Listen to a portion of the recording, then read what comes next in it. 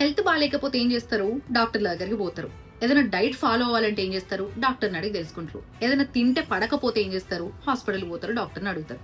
కానీ ఈ మధ్య కాలంలో డాక్టర్ల దగ్గరికి పోలేనులు కొంతమంది చాట్ జీపీటీ, గ్రోక్ లాంటి యాప్స్ వాడుతున్నారు.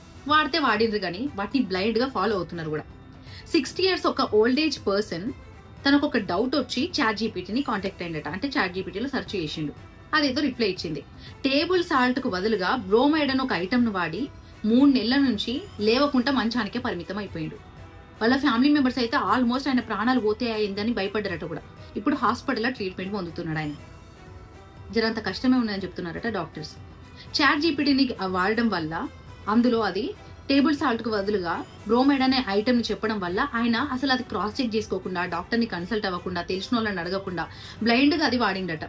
ఇప్పుడు కనీసం ఒక వస్తువును కూడా ఇట్లా హోల్డ్ చేయలేకపోతున్నాడట. అంటే ఆయన శరీరంలో శక్తి కోల్పోయింది, పటుత్వం కోల్పోయింది, మెమొరీ లాస్ అయిపోయిందంట, అన్కాన్షియస్ అయిపోయిందంట. ఎంత ఘోరం! ఏఐ ఆర్టిఫిషియల్ ఇంటెలిజెన్స్ వచ్చినప్పటి నుంచి చాలా విషయాలు సర్చ్ చేస్తున్నారు, చాలా విషయాలు నేర్చుకుంటున్నారు. ఇంతవరకు బానే ఉంది.